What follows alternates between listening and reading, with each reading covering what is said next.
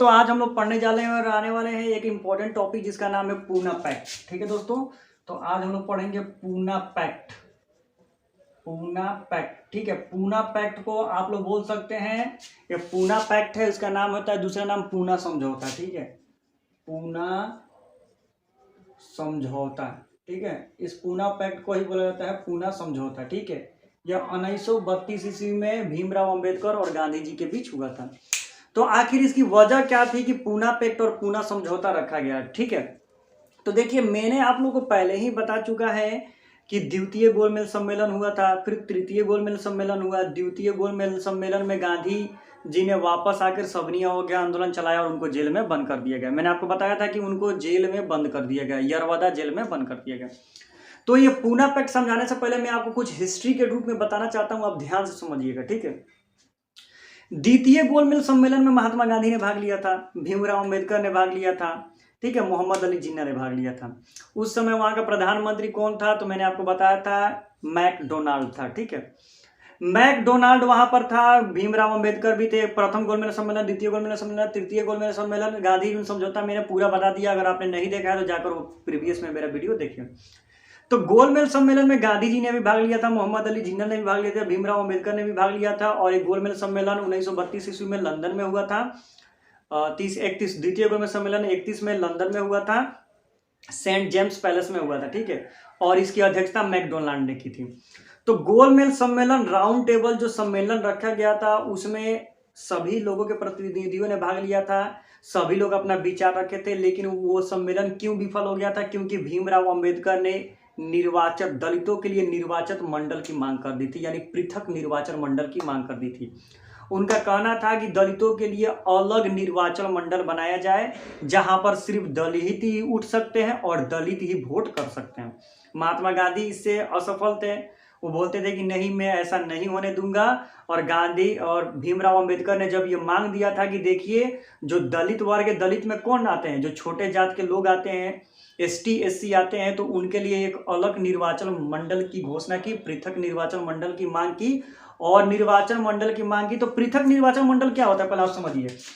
मान लीजिए कि यहाँ पर हिंदू है, हिंदू हिंदू हिंदू हिंदू हिंदू हिंदू हिंदू, ठीक है, और ये इतना हिंदू लोग सब क्या है, ST SC है। ठीक है, ST SC है, और ये सब मान लीजिए कि राजपूत हैं, कोई दूसरा आदमी है। ठीक है, तो गिनिए 1 2 3 4 5 6 7 8 गो आदमी में 2 आदमी बड़ा जाति के हो गया और 6 आदमी हो गए ST SC छोटा जाति का। तो बोलते थे अगर यहाँ पर जिस इलाके में अगर ST SC यानी दलितों की संख्या ज्यादा होती है वहां पर सिर्फ दलित ही उठ सकते हैं और दलित ही वोट दे सकते हैं, ऐसा निर्वाचन मंडल की उन्होंने मांग कर दी थी। तो आप ही बताइए ये अच्छा है कि गलत है। तो भीमराव अंबेडकर ने पृथक निर्वाचन मंडल दलितों के लिए मांगी, तो गांधी जी ने बोला कि नहीं, अगर पृथक निर्वाचन मंडल दलितों के लिए कर दिया जाए तो दलित दलित ही रह जाएंगे, समाज में अछूत बने रहेंगे, आगे वो प्रोग्रेस नहीं कर पाएंगे। ये एक चाल है हिंदू को हिंदू से अलग करने का। मुस्लिम लीग जब 1906 में बनी थी तो उस समय ब्रिटिश सरकार का चाल यही था कि हिंदू मुसलमान को लड़ाया जाए। अब ये चाल ये चल रहे हैं कि पृथक अलग कर दिया जाए, यानी हिंदुओं को हिंदुओं से लड़ाया जाए, तभी जाकर उनकी रोटी वो सेक सकते हैं। तो महात्मा गांधी जी ने बोला कि नहीं, मैं ये नहीं मान सकता हूं, और वहां पर द्वितीय गोलमेज सम्मेलन खत्म हो जाता है, विफल हो जाता है, और गांधी जी वापस इंडिया आते हैं और इंडिया में आकर फिर से सविनय अवज्ञा आंदोलन चलाते हैं। लेकिन यह आंदोलन विफल हो जाता है और महात्मा गांधी को जेल में बंद कर दिया जाता है। कहाँ बंद करके रखा जाता है, तो पुणे यरवदा जेल। एक पुणे में जेल था जिसका नाम था पूना। आज पूना ही को ही पुणे कहा जाता है। मुंबई जो था वे पूना है ना, पहले उसका नाम था पूना के यरवदा जेल में उनको बंद कर दिया जाता है। ठीक है, उनको कैद कर लिया जाता है।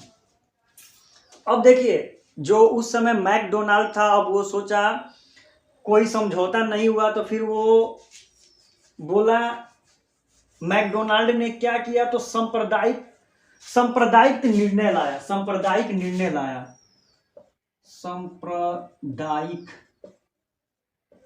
निर्णय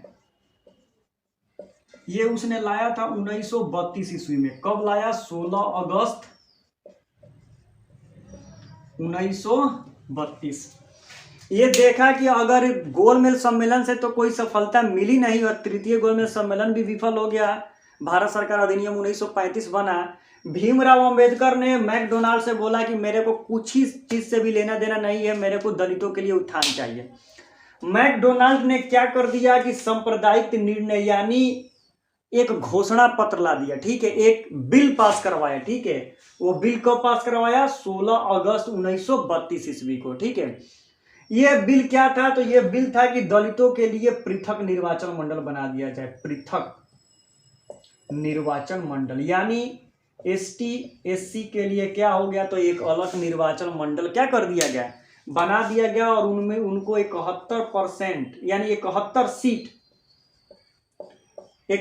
सीट उनको क्या कर दिया गया? तो दे दिया गया। बोला गया कि लो तुम्हारे लिए अलग से मैं क्या करता हूं, तो 71 सीट में तुम लोगों को मुहैया करा देता हूं।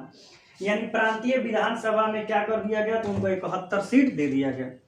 अब भीमराव अंबेडकर बल्ले बल्ले हो गए। भीमराव अंबेडकर ने बोला कि चलो, जिस चीज के लिए मैं बहुत वेट कर रहा था कि दलितों का उत्थान किया जाए, मैकडोनाल्ड क्या कर दिया? तो 16 अगस्त 1932 ईस्वी को सांप्रदायिक निर्णय ला दिया, और सांप्रदायिक निर्णय में दलितों के लिए 71% विधान केंद्रीय विधानसभा में 71% सीट क्या कर दिया? तो आरक्षित कर दिया।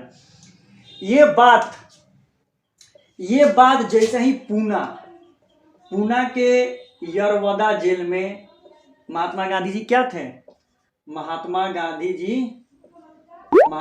जी क्या थे? वहां पर तो कैद थे। जैसा ही उनको ये खबर पड़ी, इधर तो भीमराव अंबेडकर खुश हो गए कि चलो मेरे पक्ष में निर्णय आ गया, लेकिन ये बात जैसे ही पूना के यरवदा जेल में महात्मा गांधी जी को पहुंचा, महात्मा गांधी जी समझ गए कि ये मैकडोनाल्ड की फिर एक साजिश है। जिस प्रकार 1906 ईस्वी में मुस्लिम लीग बनाकर हिंदू मुसलमान को लड़ाया और अपना विकास किया, उसी तरह यह सोच रहा है कि अब हिंदू मुसलमान को लड़ाकर बेनिफिट नहीं मिलेगा, अब हिंदुओं को हिंदुओं से लड़ाया जाए, तब जाकर हम और ज्यादा दिन तक भारत पर शासन करेंगे। महात्मा गांधी के दिमाग में ये बात आई, ठीक है। महात्मा गांधी ने वहीं से बोला कि अब मैं आमरण अनशन करूंगा। महात्मा गांधी जी ने ऐलान कर दिया कि अगर मैकडोनाल्ड अपना ये वापस नहीं लेते हैं नियम, या भीमराव अंबेडकर इसको वापस नहीं करते हैं, तो मैं आमरण अनशन करूंगा। आमरण अनशन का मतलब होता है कि मैं जब तक मर ना जाऊं तब तक मैं कोई खाना नहीं खाऊंगा, कोई जल नहीं पीऊंगा। मैकडोनाल्ड अपना वापस लेने वाला नहीं था। भीमराव अंबेडकर को महात्मा गांधी से कुछ लेना देना नहीं था। वो बोले कि जाने दीजिए, हमको क्या है, मेरा पृथक निर्वाचन मंडल तो बन गया। दिन पर दिन महात्मा गांधी की हालत खत्म होने लगी। आप जानते हैं कि हम लोग एक दिन का रोजा रखते हैं, या कोई हिंदू आदमी या मुसलमान आदमी रमजान में रोजा रखते हैं, तो एक दिन का रोजा सिर्फ 14 घंटा या 15 घंटा का रोजा होता है, तो कितना हम लोगों का हालत खराब हो जाता है। महात्मा गांधी जी अब आमरण अनशन पर बैठ गए। कुछ दिनों के बाद, 2-3 दिन के बाद महात्मा गांधी की हालत क्या होने लगी? खराब होने लगी। जब महात्मा गांधी की हालत खराब होने लगी तो उस टाइम बहुत प्रसिद्ध नेता थे डॉक्टर भीमराव अंबेडकर, मदन मोहन मालवीय, राजगोपालचारी, तेज बहादुर शस्त्री, ये बहुत जाने माने नेता थे। तो उन्होंने क्या किया? भीमराव अंबेडकर के पास आए, ठीक है।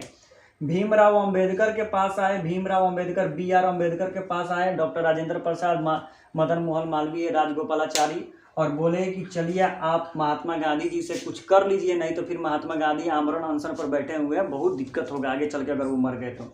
भीमराव अंबेडकर बोले कि नहीं, मैं नहीं जाऊंगा। फिर ये लोग भी छोड़ दिए। फिर महात्मा गांधी जी के पास आए, बोले कि भीमराव अंबेडकर मानने के लिए तैयार नहीं है, आप अपना आमरण अनशन तोड़ दीजिए। लेकिन महात्मा गांधी तो ठहरे अच्छे आदमी, वो बोले कि नहीं, मैं अपना आमरण अनशन कभी नहीं छोड़ सकता हूँ। फिर डॉक्टर भीमराव अंबेडकर के पास डॉक्टर राजेंद्र प्रसाद, मदन मोहन मालवीय और राजगोपालाचारी फिर इनके पास आते हैं, और आने के बाद बोलते हैं कि आप, और यहाँ पर इनकी हालत दिन पर दिन क्या हो रही है? खराब हो रही है, क्योंकि आमरण अनशन पर बैठे हैं। अब ये मरने के कगार पर पहुंच गए थे कि अगर अब 1-2 दिन में निर्णय नहीं निकला तो महात्मा गांधी मर सकते थे, क्योंकि आमरण अनशन पर बैठे थे। फिर भीमराव अंबेडकर, अब आप जानते हैं कि उस समय महात्मा गांधी का पूरा अपने देश में कितनी चर्चा थी। अब जब सभी लोगों को पता चला कि महात्मा गांधी आमरण अनशन पर बैठे हैं, तो सभी लोग भीमराव अंबेडकर के खिलाफ हो गए। भीमराव अंबेडकर के पास आकर भीमराव अंबेडकर को सब लोग टॉर्चर करने लगे, माने बात बात में बोलने लगे कि भीमराव अंबेडकर अच्छे नहीं है, वो चाहते हैं कि महात्मा गांधी मर जाए। उन्होंने यही कहा था, महात्मा गांधी जिंदाबाद, अंबेडकर बचाओ गांधी को, अंबेडकर बचाओ गांधी को, यानी अंबेडकर ही चाहते तो महात्मा गांधी बचेंगे, ठीक है। तब भीमराव अंबेडकर क्या करते हैं? डॉक्टर राजेंद्र प्रसाद, राजा गोपालाचारी और मदन मोहन मालवीय के साथ डॉक्टर भीमराव अंबेडकर अपने से चलकर कहाँ आ जाते हैं, तो पूना में आ जाते हैं। कहाँ आ जाते हैं, पूना जेल में, पूना के यरवदा जेल में आते हैं। यरवदा जेल में आकर महात्मा गांधी, और ये कितना तारीख को आते हैं, तो 24 सितंबर 1932 ईस्वी को। ठीक है, याद रखिएगा डेट, 24 सितंबर, मैं लिख देता हूँ यहाँ पर 24 सितंबर 1932 ईस्वी को। 24 सितंबर 1932 ईस्वी को महात्मा गांधी और भीमराव अंबेडकर के बीच बातचीत चलती है। ठीक है, और चलने के बाद एक समझौता होता है, एक पत्र बनता है जिस पर महात्मा गांधी और भीमराव अंबेडकर दोनों साइन करते हैं। तो उसी समझौता को नाम रख दिया गया था पूना पैक्ट, यानी पूना समझौता। तो आप लोगों को पूरा समझ में आ जाएगा पूना पैक्ट और पूना समझौता क्या है, बढ़िया से मैंने आपको समझाया।